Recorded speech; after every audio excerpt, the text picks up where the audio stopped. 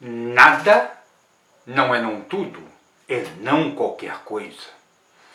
Não tudo pode ser nada, mas também pode ser alguma coisa, dado que não tudo não elimina a possibilidade de que alguma coisa seja, enquanto não qualquer coisa não permite que alguma coisa seja. Logo, nada só pode ser não qualquer coisa. Assim começa meu texto, A Negação da Negação, no livro Contos e Contas. Nesse texto eu tento mostrar qual a confusão que a gente geraria tentando impor a rigidez da linguagem usada em matemática e lógica à língua cotidiana, à língua materna.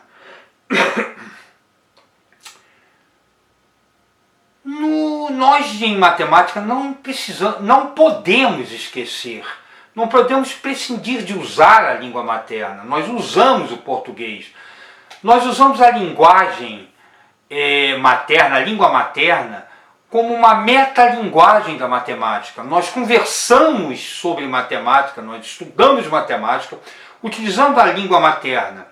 Mas devemos ter muito cuidado com o uso pelo rigor que é exigido na matemática e na lógica. Esse rigor exigido busca uma universalidade e uma objetividade. Coloquei busca entre aspas, porque isso é um norte, nós buscamos isso. Não significa que consigamos, e por vezes, dependendo da situação, pedimos licença para nos afastar um pouco dessa objetividade, dessa universalidade, mas é o norte que buscamos.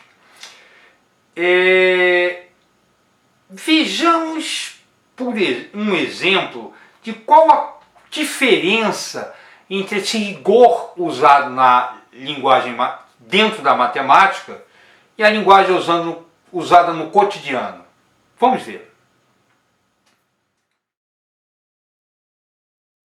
Seja P a sentença, o conjunto A tem vogal como elemento. Não P é a sentença não é verdade que o conjunto A tem vogal como elemento. É a negação de P.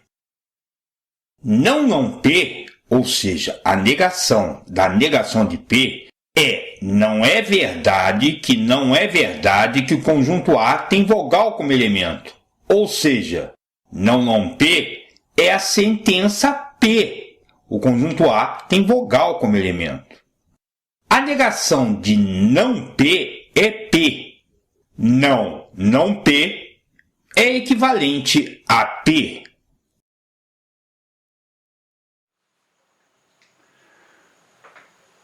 Vamos para a linguagem cotidiana.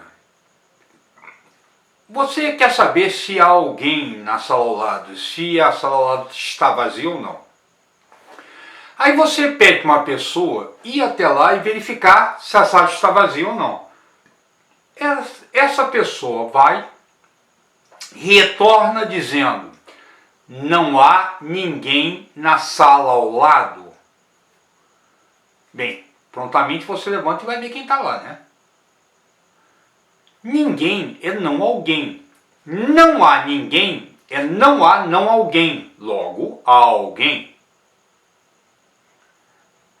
Nenhum falante da língua entenderia não há ninguém como há alguém na sala ao lado. Qualquer falante da língua entenderia que não há ninguém, a sala ao lado está vazia. A língua, ela é dinâmica, ela tem todo um contexto que permite que as pessoas entendam o que se está falando.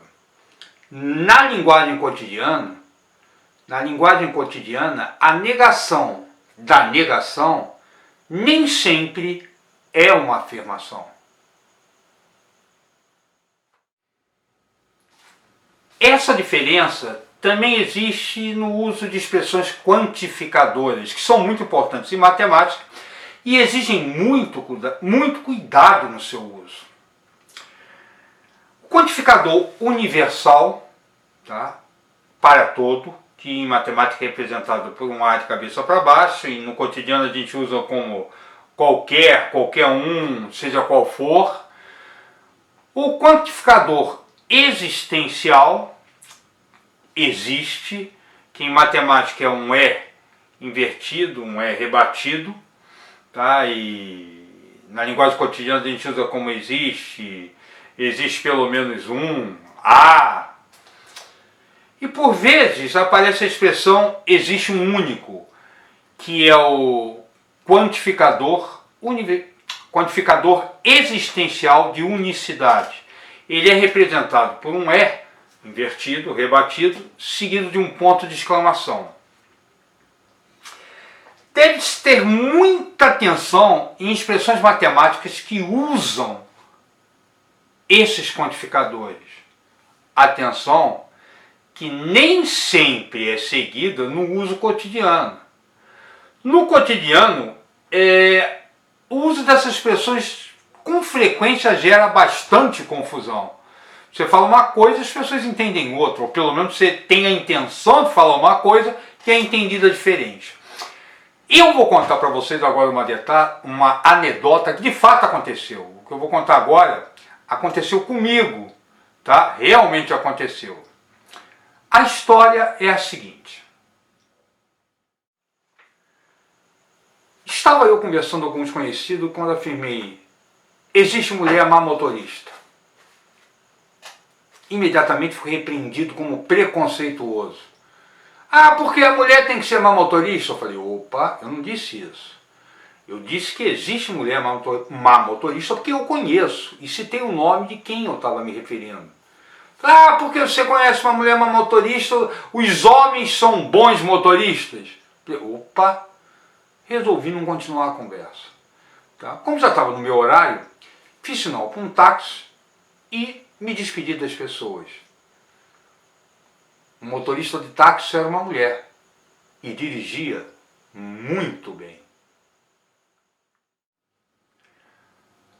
Para provar que uma declaração feita com quantificador universal é verdadeira, temos que provar que ela é verdadeira sempre, que ela é verdadeira para todos os casos. Se o conjunto que estamos considerando, se os casos que estamos considerando forem finitos, se o número de casos for finito, se o conjunto de casos for finito, por vezes podemos verificar caso a caso. Por exemplo, se alguém afirma: nesse cofrinho só há moedinhas de R$1, eu posso simplesmente abrir o cofrinho e verificar moedinha por moedinha. Se todas elas forem de R$1, a afirmação é verdadeira. Nesse cofrinho, todas as moedas são de R$1. Se uma única moeda não for de R$1, a afirmação é falsa.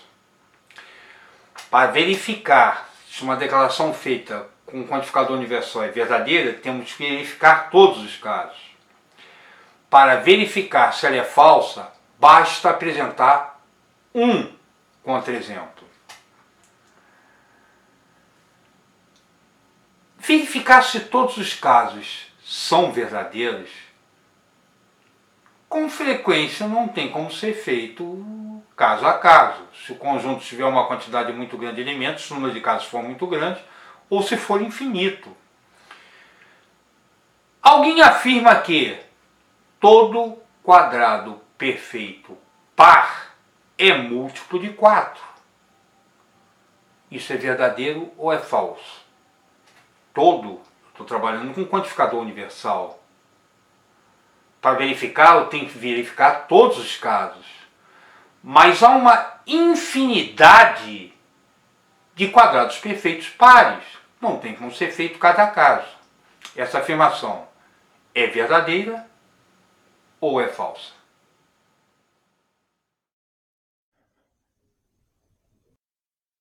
Seja n um quadrado perfeito par. Se n é quadrado perfeito, ele é o produto de um número por ele mesmo. Digamos que esse número seja m. Então n é igual a m vezes m. Mas n é par.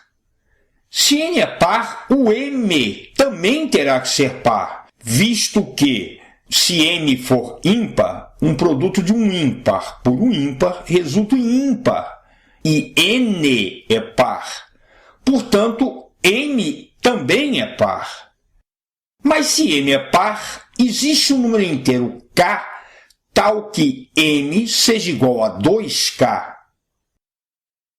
n é igual a m vezes m, que é igual a 2k vezes 2k, que é igual a 4k. n é igual a 4k. n é múltiplo de 4. É verdade que todo quadrado perfeito par é múltiplo de 4. Acabamos de provar isso, sem apresentar todos os casos. Fizemos uma demonstração. Aí alguém afirma, mas 40 é múltiplo de 4 e não é quadrado perfeito par. Opa. Atenção no que se fala. A afirmação era que todo quadrado perfeito par era múltiplo de 4. Nada foi afirmado sobre o fato de um número ser múltiplo de 4, ou seja, não houve afirmação se o número é múltiplo de 4, então é quadrado perfeito par. A afirmação foi, se é quadrado perfeito par, então ele é múltiplo de 4. Uma proposta. Prove que todo quadrado perfeito ímpar é múltiplo de 4 mais 1. Como já dissemos, para provar que uma proposição feita, uma declaração feita com quantificador universal é falsa, basta um contra-exemplo, o que às vezes pode dar algum trabalho. Alguém afirma que 2 elevado a n menos 1, com n um número primo, é primo. Esses números são chamados de primos de Mersenne. Essa afirmação é verdadeira ou falsa?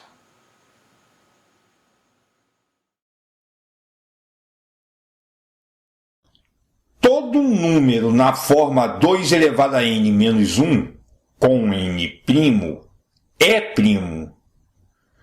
Desconfio que essa proposição é falsa.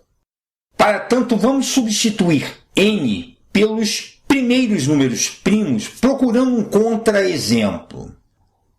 Se n for 2, 2 ao quadrado menos 1 e 4 menos 1, que é igual a 3. 3 é primo.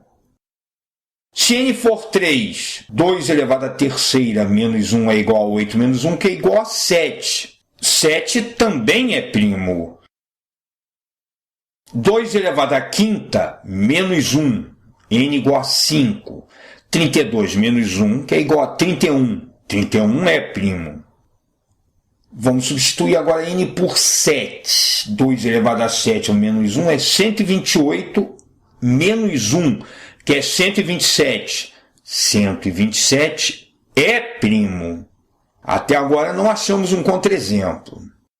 2 elevado à 11ª menos 1 é 2048 menos 1, que é 2047. Opa! 2047 não é primo. Ele é divisível por 23 e por 89. 23 vezes 89 é igual a 2047. Está aí um contra-exemplo. Encontramos um contra-exemplo, não precisamos testar mais nenhum valor para n, porque um único contra-exemplo garante a falsidade do todo. Para provar que uma proposição construída com quantificador universal é falsa, basta um contra-exemplo. Todo número na forma 2 elevado a n menos 1 com n' é primo é uma proposição falsa.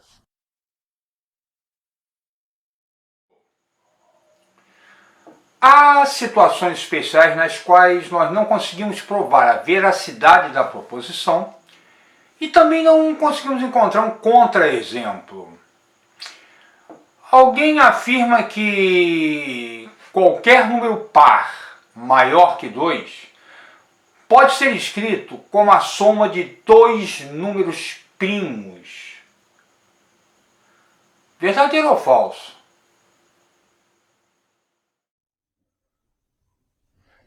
Todo número par maior que 2 pode ser obtido pela soma de dois números primos. 6 é igual a 3 mais 3. 8 é igual a 3 mais 5. 10 é igual a 5 mais 5. 12 é igual a 5 mais 7. 14 é igual a 7 mais 7. 16 é igual a 5 mais 11. E vai por aí. Nunca ninguém conseguiu provar que essa proposição é verdadeira. E também nunca ninguém conseguiu encontrar um contra-exemplo. Por não ter sido provada, essa proposição não é um teorema. Mas ela também não pode ser descartada, porque nunca foi encontrado um contra-exemplo. Por isso, ela é conhecida como conjectura, conjectura de Goldenbach. Vamos explorar o quantificador existencial. Para provar a veracidade do quantificador existencial, provar que uma proposição feita com quantificador existencial é verdadeira, basta um exemplo. Para provar que existe mulher má motorista, basta apresentar um exemplo. Alguém afirma que existe um número que é igual à soma dos seus divisores menores que ele. Isso é verdadeiro ou falso? Uma declaração com quantificador existencial. Existe número que é igual à soma de seus divisores menores que ele. Para verificar se isso é verdadeiro, basta um exemplo. O número 6 é um exemplo. 6 apresenta os divisores 1, 2, 3 e 6. E 6 é igual a 1 mais 2 mais 3. 6 é igual à soma dos seus divisores menores que ele. Existe outro além do 6? Não sei. E para verificar para afirmar que a declaração feita existe número que é igual à soma dos seus divisores menores que ele, essa afirmação é verdadeira, para declarar que ela é verdadeira, basta um exemplo. Eu encontrei o 6, acabou. Está provado que ela é verdadeira. Mas se alguém afirmar existe mais de um número cuja soma dos seus divisores menores que ele é igual a ele, ou seja, que é igual à soma dos seus divisores menores que ele, aí eu tenho que encontrar outro exemplo. Existe mais de um número. E, na verdade, existe. 28 é outro exemplo, tá? Tem mais números. Mas o 28 apresenta como divisores o 1, o 2, o 4, o 7, o 14 e o 28. 1 com 2 dá 3, 3. 1 com 2 dá 3, 3 e 4. 7, 7, 7, 14. 14 com 14, 28. A afirmação é verdadeira. Realmente existe mais de um número cuja soma dos seus divisores é maior que ele. Mas para garantir a veracidade de uma declaração construída com um quantificador existencial, basta exemplo ou mais de um exemplos. Prova-se a veracidade de uma proposição construída com quantificador existencial através de um exemplo. Mas um exemplo não prova a falsidade de uma declaração feita com quantificador existencial. Alguém afirma que existe um maior número primo. Existe um número primo maior que todos os demais. Essa afirmação é falsa, mas não pode ser provada através de exemplos. existe um número primo maior do que todos os outros primos? Vamos provar por absurdo que essa proposição é falsa. Seja n o maior primo. Se n é o maior primo, o conjunto dos números primos é finito. Esse conjunto seria 2, 3, 5, 7, 11, 13, etc. n. Seja m o produto de todos os primos até n e p obtido somando uma unidade a m. P é igual a 2 vezes 3 vezes 5 vezes 7 vezes 11, etc. vezes n, mais 1. P é igual a m mais 1. Qualquer número primo de 2 até n, ou seja, na nossa suposição, qualquer primo existente, divide n. Então, qualquer número primo que divida p também terá que dividir o 1. Qualquer número primo que divida p dividirá m e 1. Olha, o único número que divide 1 é o próprio 1. Portanto, p não é divisível por qualquer um desses números primos. Se p não é divisível por qualquer um desses primos, ele também não será divisível por qualquer número que tenha qualquer um desses primos como fator. Então p é primo. Mas isso é um absurdo, porque supusemos que n era o último maior de todos os primos. E p é maior que n, porque é m mais 1. Assim, provamos que a proposição existe um número primo maior do que todos os outros primos é falsa. Alguém afirmou que existe um único número par que é primo. Verdadeiro ou falso? Bem, agora nós estamos com existe e único. Eu tenho que provar que existe e tenho que provar que é único. Bem, que existe, basta um exemplo. Um número par que é primo, 2. Primeiro vamos lembrar o que é um número primo. O número primo é aquele que possui exatamente 2 divisores no conjunto dos naturais, o 1 e ele mesmo. Tem que ter 2 divisores. O 2 só apresenta como divisores o 1 e o próprio 2. Então ele é primo. Bem, encontrei um exemplo, garanto existo. Agora a unicidade. Eu tenho que provar que não existe nenhum outro. E aí não vai ter que ser com exemplo. Bom pensar. Qualquer número par apresenta como divisor o 2. Isso é a própria definição de número par.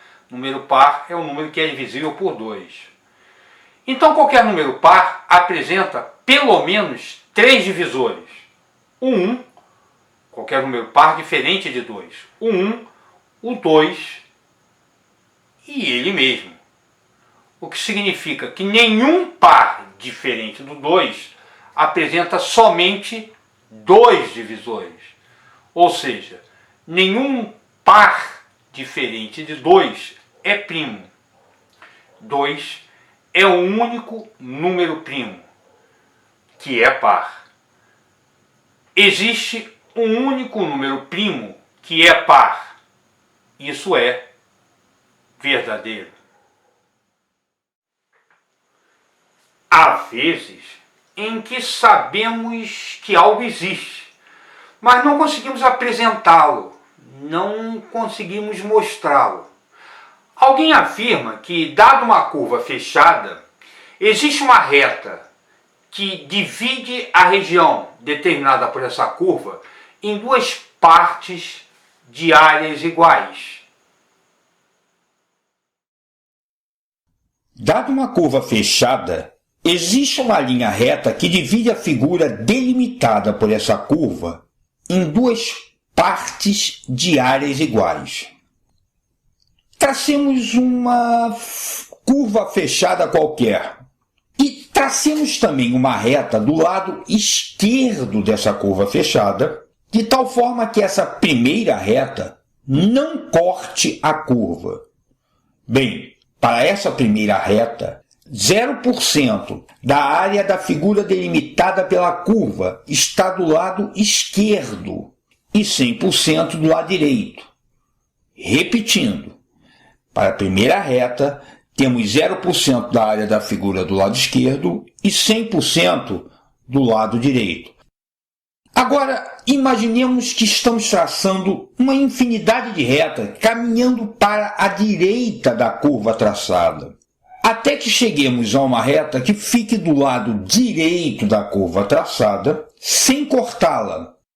Para essa última reta, 100% da área da figura está do lado esquerdo e 0% do lado direito. Na primeira reta tínhamos 0% da área do lado esquerdo e na última reta tínhamos 100% da área do lado esquerdo. Em algum momento, passamos por 50%. Em algum momento, dividimos essa figura em duas partes de áreas iguais. Existe uma reta que divide a figura em duas partes de áreas iguais. Mas qual é essa reta? Não conseguimos apresentá-la. Vale a pena observar que a proposição, dada uma curva fechada, existe uma reta que divide a região por ela delimitada em duas partes de áreas iguais, de fato apresenta dois quantificadores. Ele equivale para toda curva fechada, existe uma reta que divide a região delimitada por ela em duas partes de áreas iguais. Talvez se essa figura fosse uma figura determinada, por exemplo, sei lá, um quadrado, aí a gente poderia identificar essa reta, tá? Uma reta que contém uma das diagonais do quadrado divide o quadrado em duas partes de áreas iguais. Mas para curvas específicas, para uma curva geral, para toda a curva, nós podemos saber que a reta existe, mas não saber que reta é essa, onde ela se encontra. Alguém afirma que nem todos os gatos são pretos. Essa afirmação é equivalente a uma afirmação feita, a negação de uma afirmação feita com o quantificador universal. É equivalente a não é verdade que todos os gatos são pretos. A negação do quantificador universal é feita com o quantificador existencial. Não é verdade que para todo isso equivale a existe não isso. De forma semelhante, a negação de uma proposição com o quantificador existencial é feita com a universal. A negação de existe isso é para todo não isso. A negação de para todo isso é existe não isso. Por sua vez, a negação de existe isso é para todo não isso. A negação de existe gato que gosta de jiló é todo gato não gosta de jiló. Vamos abordar expressões quantificadoras que são usadas em matemática. Para tanto, vamos fazer uso de um problema de conjuntos. Em uma escola com 200 alunos, são praticados 3 esportes: futebol, vôlei e natação. Desses 200 alunos, 83 praticam futebol, 76 praticam vôlei, 57 praticam natação, 50 praticam futebol e vôlei, 35 praticam futebol e natação, 30 praticam vôlei e natação, 20 praticam os 3 esportes. Vamos distribuir esses valores num diagrama de 3 conjuntos: futebol, vôlei e natação. Dentro do conjunto daqueles que praticam futebol, tem que aparecer 83 alunos. Dentro do conjunto daqueles que praticam vôlei, tem que aparecer 76 alunos. Dentro do conjunto dos que praticam natação, 57 alunos. Quando se fala que 50 alunos praticam futebol e vôlei, nós estamos trabalhando com a interseção do conjunto de futebol com o conjunto de vôlei. Isso tem que dar 50. 50 alunos tem que aparecer nessa interseção. Lembre-se, quando dizemos que praticam futebol e vôlei, não estamos dizendo que não praticam natação. Não estamos dizendo que praticam somente futebol e vôlei. Na interseção de futebol e natação, tem que aparecer 35 alunos. Vôlei e natação, 30 alunos. E na interseção dos 3 conjuntos, 20 alunos. 20 alunos praticam os 3 esportes. Na interseção de futebol e vôlei, tem que aparecer 50. Já tem 20. Faltam 30. Na interseção de futebol e natação, tem que aparecer 35. Já tem 20. Faltam 15. Na interseção de vôlei e natação, tem que aparecer 30. Já tem 20. Faltam 10. No conjunto daqueles que jogam futebol, tem que ter um total de 83 alunos. Já tem 30, com 20, 50, com 15, 65. Faltam 18. Dentro do conjunto dos que jogam vôlei, tem que ter 76. Já tem 30, 50, 60, para 76, 16. No conjunto na natação, conjunto dos que praticam natação, tem que ter 57. Já tem 20, com 10, 30, com 15, 45, para 57, 12. Vamos agora responder a algumas perguntas. Quantos praticam apenas futebol? Apenas futebol significa que eu estou procurando os alunos que praticam futebol, mas não praticam vôlei nem natação. Tem que praticar só futebol. Tem que praticar futebol e não praticar nenhum dos outros 2 esportes. A resposta é 18. Quantos praticam exatamente um dos 3 esportes? Exatamente um dos 3 esportes tem que praticar apenas futebol, ou apenas vôlei, ou apenas natação. Nesse caso, a resposta é 18 mais 16 mais 12, 46 alunos. Quantos praticam pelo menos um dos 3 esportes? Pelo menos um? Nós estamos procurando aqueles que praticam ou um, ou 2, ou os 3 esportes. Estamos excluindo os alunos que não praticam qualquer um desses 3 esportes. Bem, o aluno pode praticar futebol, vôlei, natação, futebol e vôlei, futebol e natação, vôlei e natação, futebol, vôlei e natação. Só não pode estar fora dos 3 conjuntos. A nossa resposta seria a soma de todos esses números dentro dos conjuntos.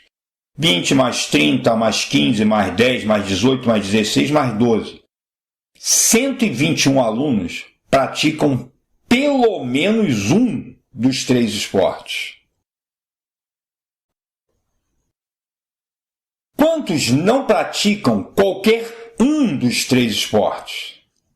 Agora, estamos querendo saber quantos são os alunos que não praticam futebol, nem vôlei, nem natação. Estamos querendo saber quantos dos 200 alunos estão fora desses 3 conjuntos. Bem, sabemos que são 200 alunos e pela solução anterior, 121 praticam pelo menos um dos 3. então não praticam qualquer um dos 3 esportes, 200 menos 121, 79 alunos não praticam qualquer um dos 3 esportes. Quantos praticam futebol e vôlei? Futebol e vôlei é a interseção do conjunto de futebol com o conjunto de vôlei. Não vamos excluir aqueles que, além de futebol e vôlei, também pratiquem natação. A resposta aqui seria 20 mais 30. 50 alunos praticam futebol e vôlei. Desses 50, 20, além de futebol e vôlei, também praticam natação. Quantos praticam somente futebol e vôlei? Agora, não podem praticar natação.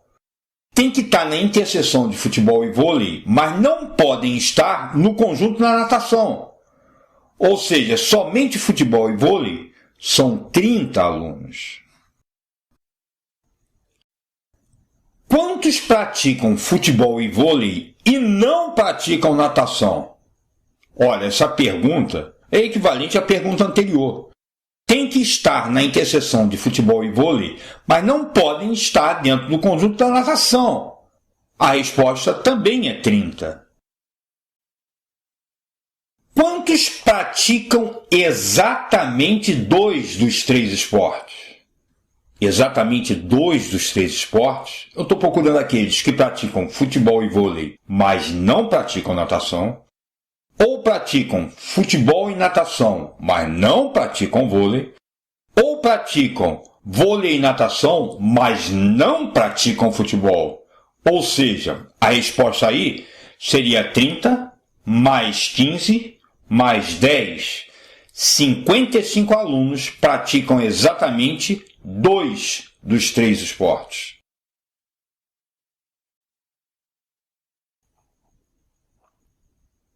Quantos praticam pelo menos 2 dos 3 esportes? Pelo menos 2 dos 3 esportes significa que podem praticar 2 ou 3 esportes. 2 ou 3 esportes é a pergunta anterior, exatamente 2, mais os 20 da interseção dos 3 conjuntos. Pelo menos 2, aqueles que praticam 2 ou 3 esportes, é 30 mais 15 mais 10, mais 20. 75 alunos praticam pelo menos 2 dos 3 esportes.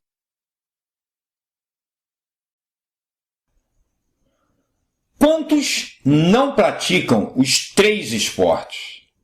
Não praticam os 3 esportes? Eu estou procurando aqueles que praticam apenas um, praticam exatamente 2 ou nenhum dos 3 esportes. Ou seja, eu só estou excluindo a interseção dos 3 conjuntos. Estou excluindo aqueles que praticam todos os 3 esportes. Estou excluindo esse 20 da interseção. Como são 200 alunos, 200 menos 20, 180 alunos não praticam os 3 esportes.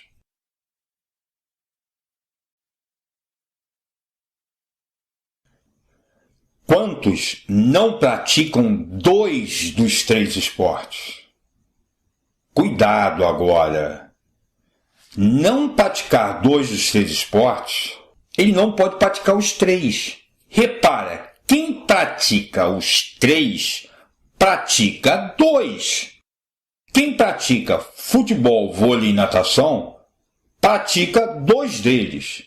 O que eu estou procurando agora são aqueles que praticam apenas um esporte ou nenhum esporte. Nesse caso, 18 mais 16 mais 12 mais 79, que são os que não praticam qualquer um dos 3 esportes. 125 alunos não praticam 2 dos 3 esportes.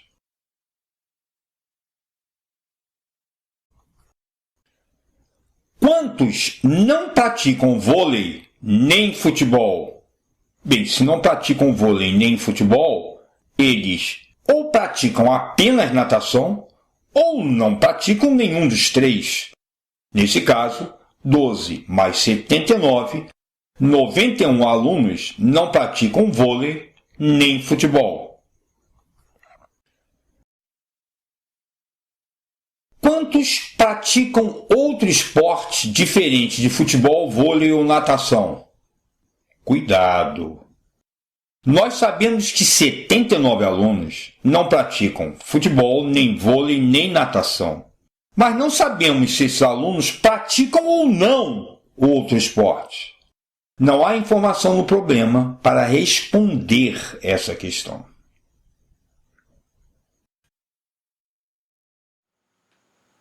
Continuemos com expressões usadas em matemática, através de um problema.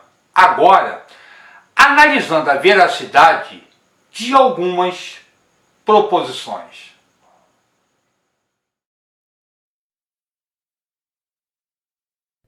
Sendo N e P números naturais, sabe-se que algum divisor de N é também divisor de P.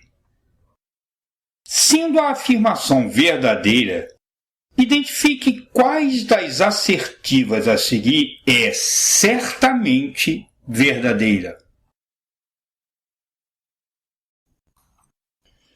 Existe pelo menos um divisor de N que é divisor de P. O que está declarado nessa assertiva é o mesmo que está declarado na afirmação. A expressão existe pelo menos um é algum. A assertiva é verdadeira. Qualquer divisor de N é divisor de P. Qualquer está funcionando como quantificador todo. O que sabemos é que existe pelo menos um divisor de N que é divisor de P. Mas não sabemos se todos os divisores de N são divisores de P. Pode ser que todos os divisores de N sejam divisores de P. Pode, mas não é possível chegar a essa conclusão a partir da afirmação feita. Essa assertiva não é certamente verdadeira.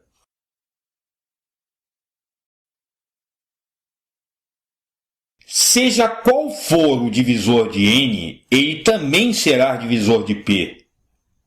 A expressão seja qual for equivale a qualquer. Portanto, os comentários feitos no item anterior cabem aqui. Essa assertiva não é certamente verdadeira.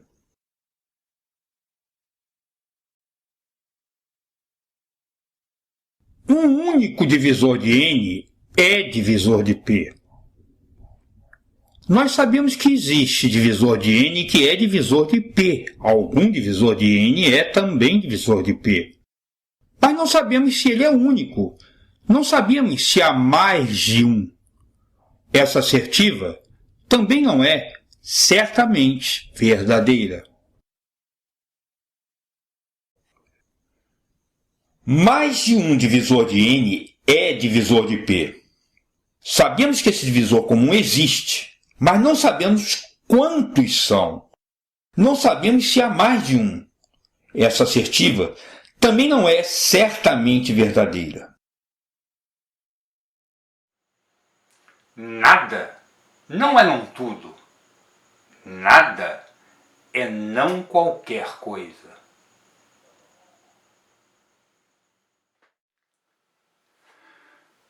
A língua portuguesa apresenta diversos registros. Um deles é o registro da língua usada em textos de matemática.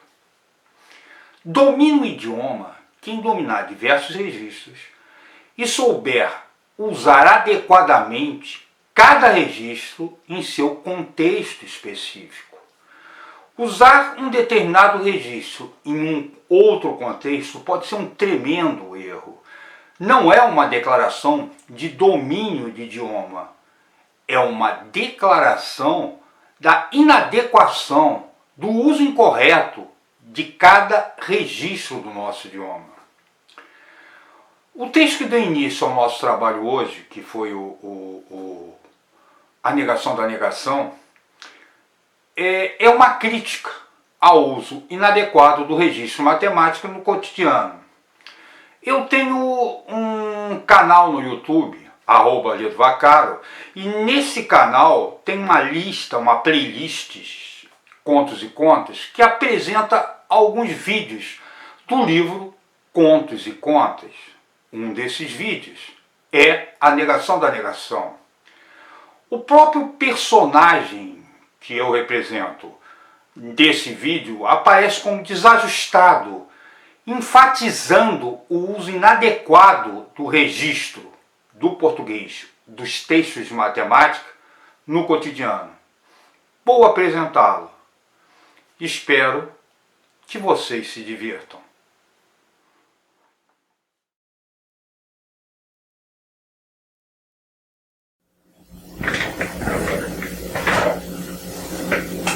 Nada não é não tudo, é não qualquer coisa. Não tudo pode ser nada, mas também pode ser alguma coisa, dado que não tudo não elimina a possibilidade de que alguma coisa seja. Mas não qualquer coisa não permite que qualquer coisa seja. Logo, nada só pode ser não qualquer coisa. Dizem que eu tenho dificuldade de entender o que as pessoas falam. As pessoas são quem tem dificuldade de falar o que querem dizer. Falam sim quando querem dizer não, e não quando querem dizer sim. E querem que uma pessoa lúcida, como eu, entenda. Por exemplo, outro dia eu perguntei a um rapaz se havia alguém na sala ao lado. E ele me deu como resposta: não há ninguém na sala ao lado. Prontamente fui verificar quem estava lá. Para meu espanto, descobri que a sala estava vazia. Fui reclamar com o rapaz por ter dado informação errada e ele ficou aborrecido. Se ninguém é não alguém, não há ninguém, é não há não alguém. Portanto, há alguém. Se o rapaz quisesse me comunicar que a sala estava vazia, como parece ter sido sua intenção, deveria ter dito: não há alguém na sala ao lado. Ou há ninguém na sala ao lado. Conversando com um amigo sobre minha situação, escutei: todo mundo pensa diferente de você. Perdi o amigo só porque disse que ele precisava procurar um analista com urgência. Se todo mundo pensa diferente de mim, é necessário que eu pense diferente de mim mesmo, o que é um absurdo. O mínimo que eu espero de uma pessoa em seu juízo perfeito é que admita que o que é, é. O que eu penso. Após esse desentendimento, fui procurá-lo para conversarmos. E ele disse: não quero nada com você. Ora, quem não quer nada quer alguma coisa. Esse raciocínio foi a pá de cal. Nunca mais me dirigiu a palavra. Quanto mais olho a palavra humana, tanto mais vejo a incoerência que não compreendo. Diante disso, chegou a minha hora de procurar um analista. Foi uma única sessão. O analista apresentava suas incoerências. Quando disse que quem não pensa no que fala, não fala o que pensa, escutei: para toda regra há exceção. Meu analista não pensava no que falava. Para toda regra há exceção é uma regra. Se ela é verdadeira, há uma exceção. Para toda regra há exceção. Ou seja, a regra sem exceção. Logo, o que meu analista falou é obrigatoriamente falso. Hei de ter paz nesse mundo. Tenho certeza que você que está vendo a clareza com que exponho minhas ideias tem sua opinião formada. Façamos uma pesquisa de opinião. Quem não concorda que não há alguém que não concorde comigo, que não permaneça como está. Viram como eu tinha razão?